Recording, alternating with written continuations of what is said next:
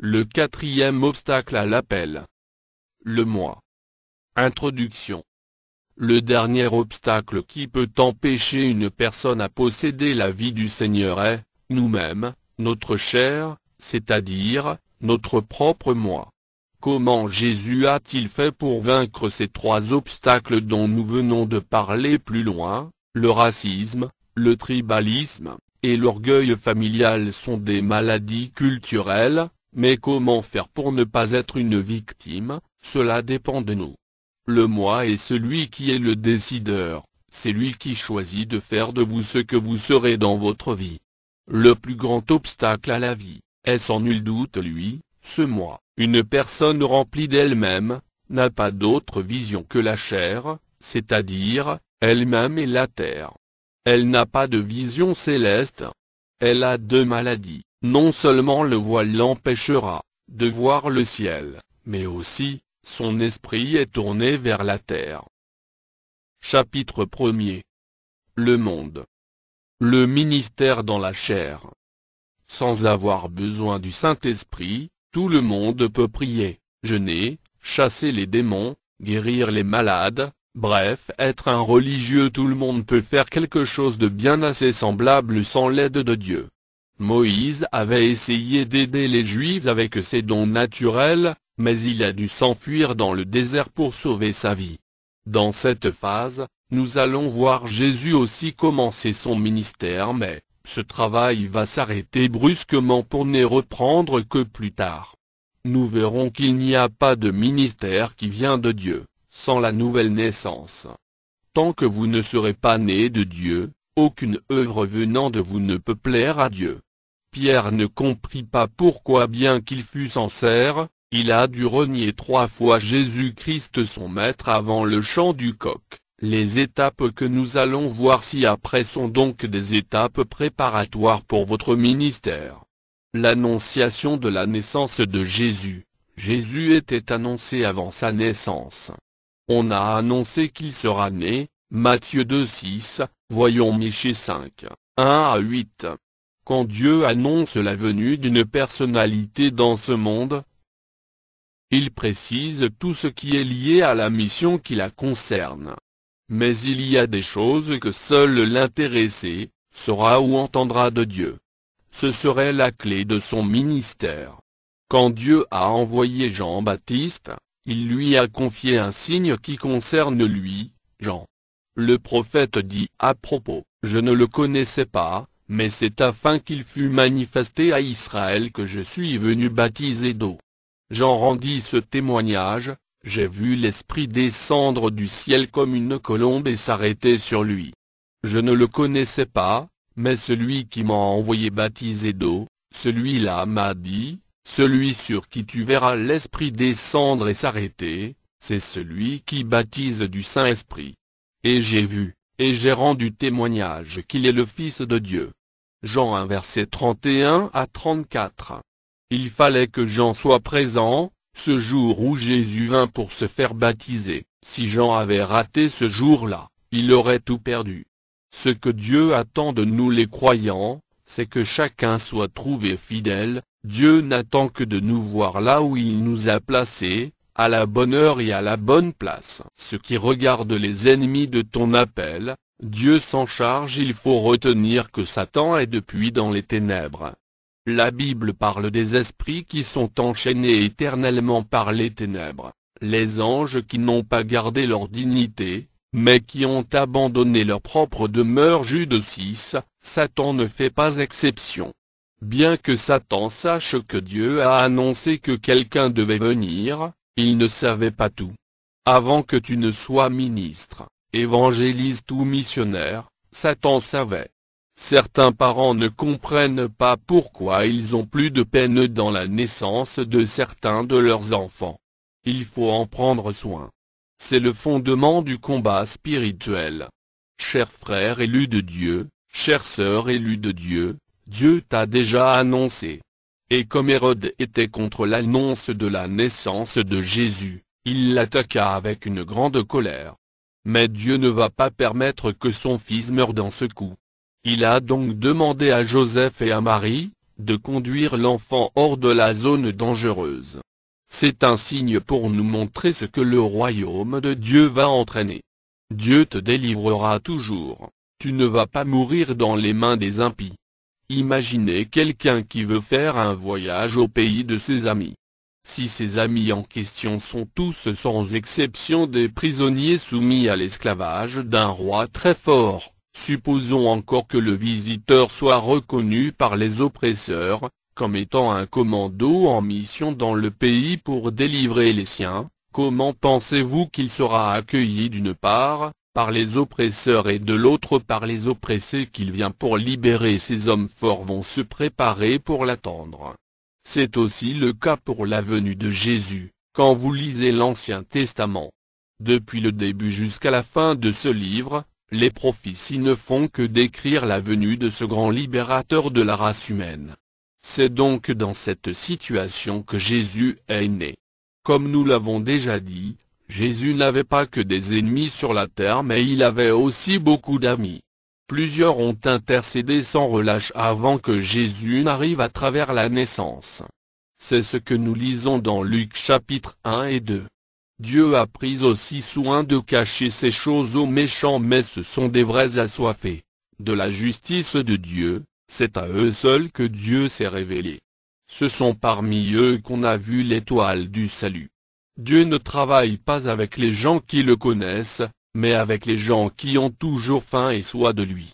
Si vous ne connaissez pas encore parfaitement Dieu, ce qui attirera Dieu dans votre vie ce n'est pas votre science de Dieu, mais votre soif de le connaître.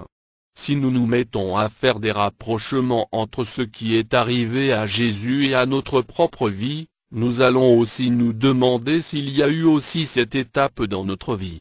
Peut-on dire qu'à une certaine date, Dieu a aussi annoncé d'avance nous aussi, notre nouvelle naissance? Puisque la Bible est pleine de textes qui parlent directement à notre cœur, il va sans dire que Dieu a prédit ou prévu tout ce qui peut nous arriver à cause de notre foi en lui. Le diable sait ce que la nouvelle naissance veut signifier et il ne veut pas que les chrétiens sachent de quoi il s'agit. C'est pour cette raison que le message de la croix est absent aujourd'hui dans plus de 99% des enseignements des églises, des séminaires et conférences chrétiennes. Dieu a annoncé clairement son plan à travers la naissance, la mort et la résurrection de Jésus-Christ. Satan sait ce que le mystère de Christ est, et il ne souhaite pas que tu ailles plus loin dans la compréhension du message de la bonne nouvelle. Jésus est né de femme, toute personne doit passer par l'enfance. L'appel de Dieu grandit en vous comme tout le monde doit passer par la nouvelle naissance afin de pouvoir entrer dans le royaume de Dieu. Jésus a passé par la voie humaine naturelle de la naissance et pour s'adapter, ou, entrer, dans la vie de ce monde. Jean 18:37. La phase de la naissance selon la chair contient 5 étapes. Jésus répondit: Tu le dis, je suis roi. Je suis né et je suis venu dans le monde pour rendre témoignage à la vérité. Quiconque est de la vérité écoute ma voix. Jean 18:37. Afin de venir dans le monde pour délivrer la race humaine de l'oppression, Dieu s'est fait homme, et est né comme un simple homme. C'est un fait inimaginable. En devenant si petit, Dieu a pu accomplir une œuvre très grande. Le Seigneur affirme l'importance d'une certaine catégorie, de ceux qui sont nés de femmes. Je vous le dis en vérité, parmi ceux qui sont nés de femmes, il n'en a point paru de plus grand que Jean-Baptiste. Cependant, le plus petit dans le royaume des cieux est plus grand que lui. Matthieu 11:11. Il a sauvé la race humaine de ses péchés et a détruit la mort. La pauvreté apparente des parents du Christ fut comblée par la richesse de leur cœur dans la connaissance de Dieu. Par une expertise dans la mission de Dieu parmi nous, Dieu s'est infiltré au sein de notre race à travers la naissance. Quand Jésus était absent au sein de la race humaine, il était sans corps de Christ proprement dit. C'est quand il est né dans le monde que Dieu a commencé par avoir un corps au milieu de nous. Bien qu'il ait été annoncé longtemps avant, En s'humiliant tellement, il a confondu Satan qui ne pouvait pas le reconnaître si ce n'est pas par la révélation de Dieu. Matthieu 2,7, 1 Corinthiens 2 verset 8, comme il est né dans le monde, ainsi nous aussi, devons naître dans le ciel. Il est né bébé, de même nous aussi. Nous naissons bébés spirituels chez Dieu au milieu des anges. Le Seigneur explique, « Gardez-vous de mépriser un seul de ces petits car je vous dis que leurs anges dans les cieux voient continuellement la face de mon Père qui est dans les cieux. » Matthieu 18, verset 10. La naissance de Jésus dans le monde représente une image très importante dans le processus du salut. Sur la terre, Christ doit être né sur le plan spirituel, mais où Christ doit être né dans nos cœurs.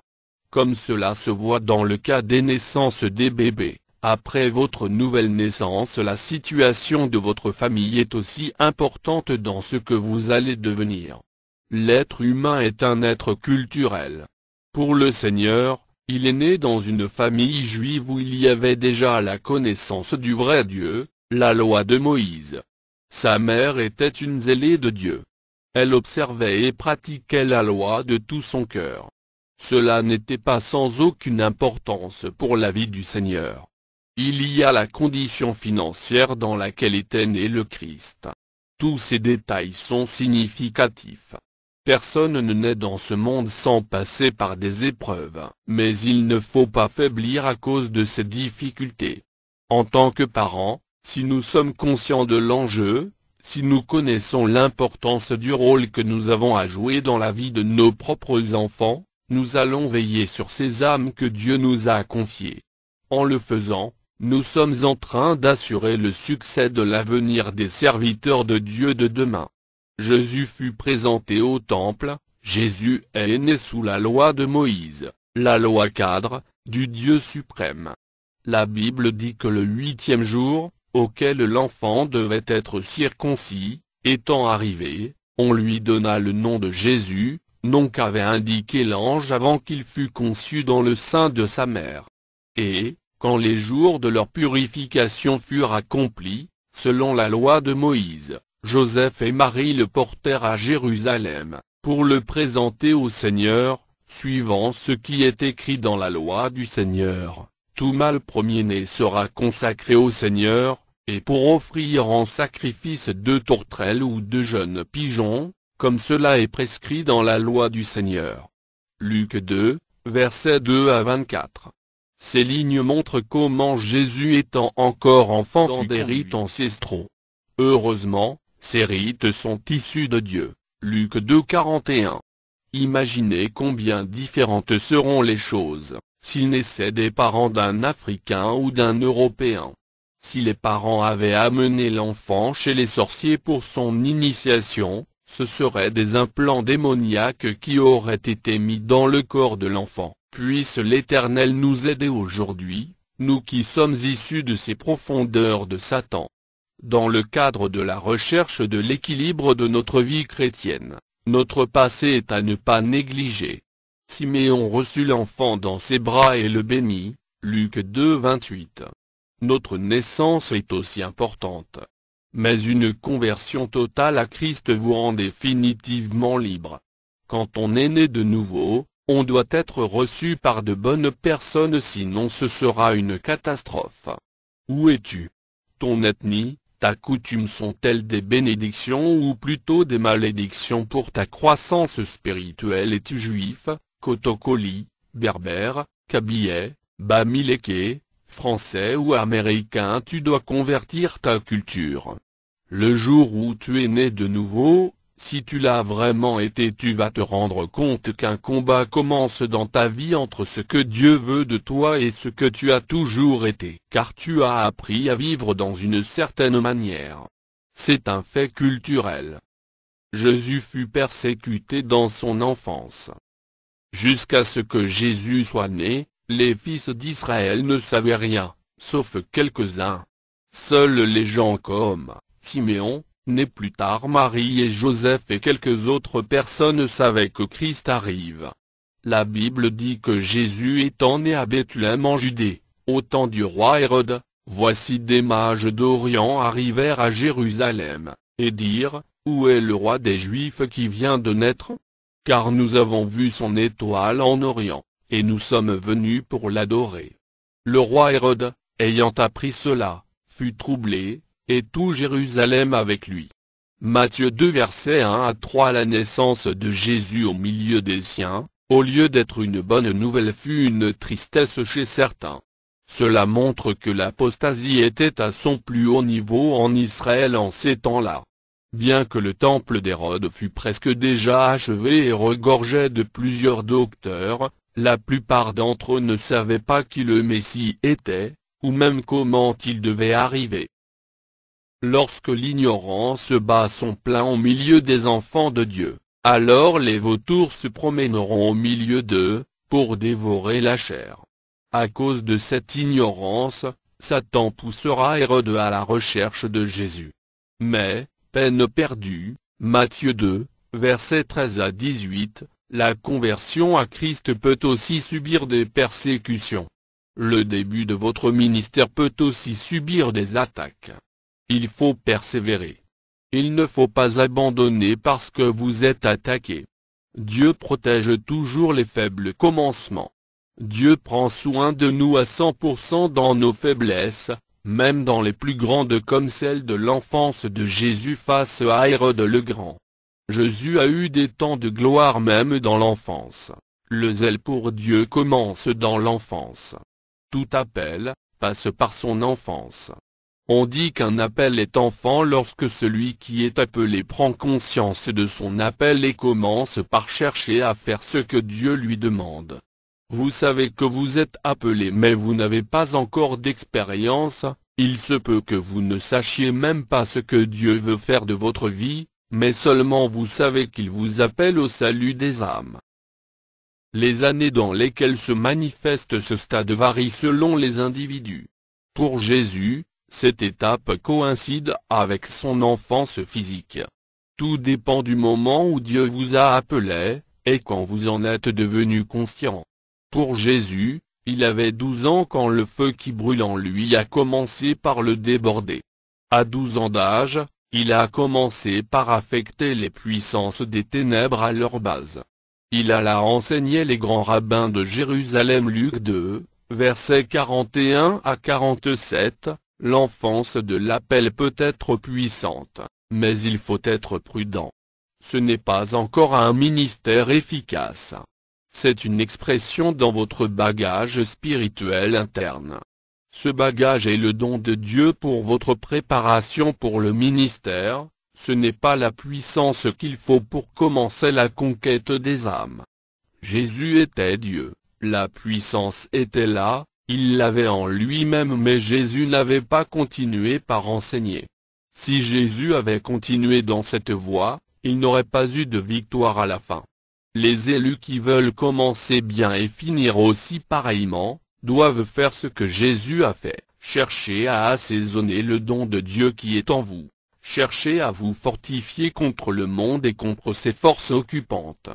Samuel aurait été un enfant prophète parce que dans son enfance il entendit la voix de Dieu, mais il attendit encore jusqu'au temps marqué par Dieu. Cette phase, David aussi l'a traversée en Christ avec mention. En effet, après l'onction divine il avait joué de la musique au roi Saül malade. Le roi était saisi par un démon qui le tourmentait de temps en temps. Quand David jouait, le roi était soulagé. Quelle percée! David ne fit rien d'autre de ce don du Saint-Esprit, si ce n'est de le soumettre à Dieu pour espérer son vrai appel. Il aurait commencé un grand ministère international du gospel, un vibrant mouvement de louange et de délivrance mais il ne fit rien de tout cela. Les parents de Jésus pouvaient aussi se faire de l'argent avec l'enfant miracle. Ils pourraient organiser des croisades de miracles avec le petit Jésus. Mais rien de cela ne fut fait par ses parents. L'enfance de l'appel n'est pas un bon moment pour faire éclater sa gloire, ni même celle de Dieu, à moins que Dieu vous le demande. Naître dans le monde, ne suffit pas pour être témoin de Dieu. Pilate lui dit: Tu es donc roi? Jésus répondit: Tu le dis, Je suis roi. Je suis né et je suis venu dans le monde pour rendre témoignage à la vérité. Quiconque est de la vérité écoute ma voix. Pour être témoin de Dieu il faut être né d'esprit, c'est-à-dire naître de Dieu. La Bible dit Jésus répondit en vérité, je te le dis, si un homme ne naît d'eau et d'esprit, il ne peut entrer dans le royaume de Dieu. Jean 3,5.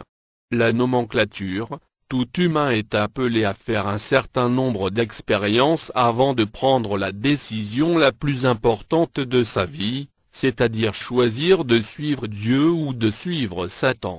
Le Saint-Esprit va à chaque instant mettre devant vous de la lumière sur ce qui est licite et ce qui ne l'est pas, sur ce qui est juste et ce qui n'est pas juste afin de vous aider à choisir la vie, c'est-à-dire ce qui est juste devant Dieu. L'Esprit de Dieu ne dicte pas, mais il propose la bonne conduite. Que vous obéissiez ou que vous n'obéissiez pas, vous aurez une note, et un nom au ciel. Un nom nouveau vous sera donné, c'est à partir de ce nom que vous serez admis ou non. C'est ce que nous appelons l'étape de la nomenclature. Adam a donné des noms à chaque animal et Dieu approuva ce travail, Genèse 2, versets 18 à 20. Si vous prenez le bien pour le mal pendant cette période, vous ne choisirez pas d'écouter la voix des évangélistes pour vous soumettre à Dieu. Si vous prenez le vol par exemple, pour le bien et pur, vous n'avez pas une raison saine. Il en est de même pour celui qui ne sait pas reconnaître le droit d'autrui. On vous jettera dehors si vous restez longtemps dans cette situation malgré les mises en garde de Dieu qui ne manqueront pas. On apprend partout.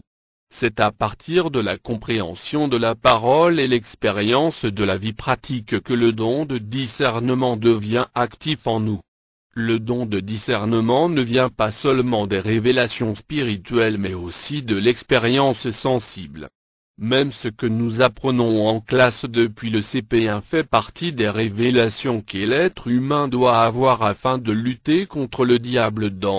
Tout ce que nous apprenons dans ce monde fait partie de notre recherche. Notre Seigneur a cherché à connaître les hommes et leur façon de vivre en société. Jésus n'est pas un homme, mais il est Dieu.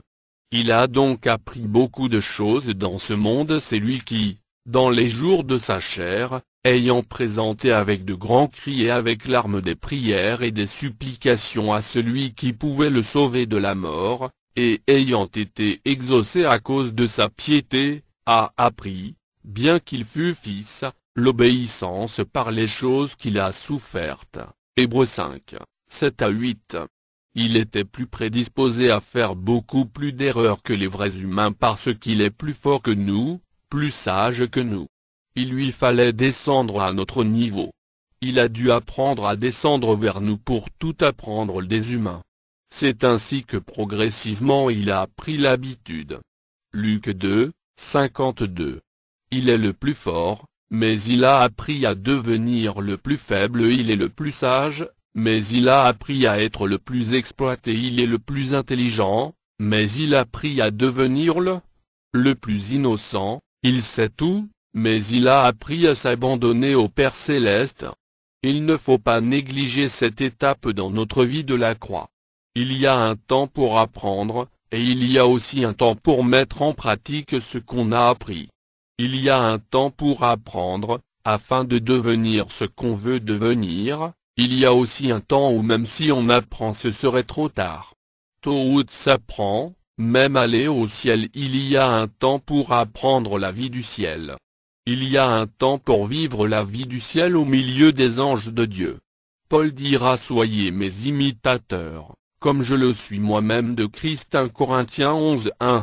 Un chrétien candidat qui veut aller plus loin, doit chercher à développer sa connaissance sur le monde et sur le Seigneur. Il est écrit, et Jésus croissait en sagesse, en stature, et en grâce, devant Dieu et devant les hommes. Luc 2, 52.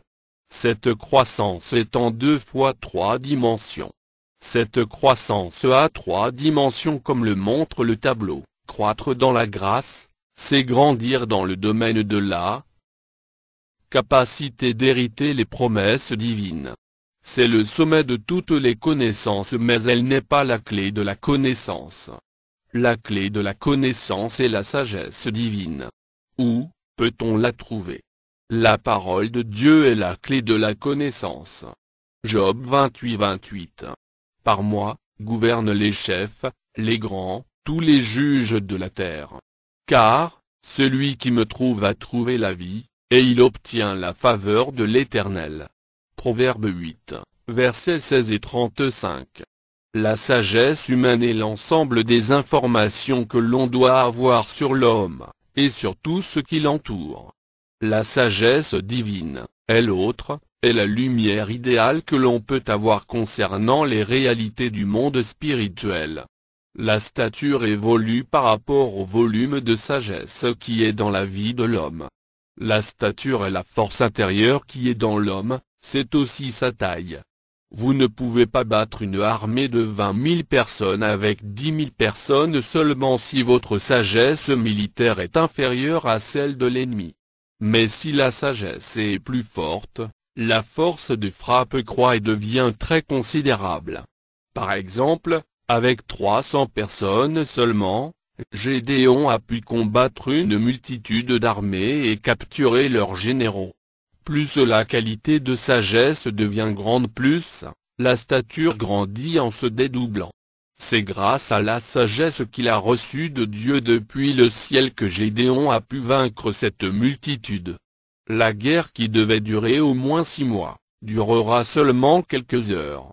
C'est ce que nous désignons par grâce divine. La grâce est donc tout ce qui est disponible pour vous et dont vous pouvez faire appel en cas de besoin. Les grâces divines sont les héritages divins que Dieu a préparés d'avance pour l'homme. Tandis que la stature grandit par rapport à la quantité et à la qualité de la sagesse qui est en l'homme, la grâce de Dieu qui est en vous, elle de son côté croît par rapport à la stature que l'homme a. En effet, pour prendre les biens préparés d'avance pour vous, il faut avoir la taille, stature, qu'il faut. Par exemple, Gédéon pouvait se voir inférieur à la tâche qui lui est demandée du ciel, et douter de la révélation qu'il reçut de Dieu, et rater de comprendre le sens. Mais heureusement, il a offert un sacrifice à Dieu parce qu'il avait une connaissance sur Dieu. Le fait d'avoir entendu, puis accepté ce que l'ange lui a dit, l'a conduit à la mise en pratique. Mais il pouvait après tout cela manquer encore de foi et se voir lui-même trop petit devant la taille de la mission, Juge 6:17. La capacité de régner sur le monde dépend de la stature que l'on a et la stature dépend de la qualité de sagesse que l'on possède. Cependant on peut bien avoir la sagesse et la stature, mais tant que les grâces ne sont pas vues par l'esprit humain on ne peut pas les prendre. Il faut que les yeux spirituels soient bien portants.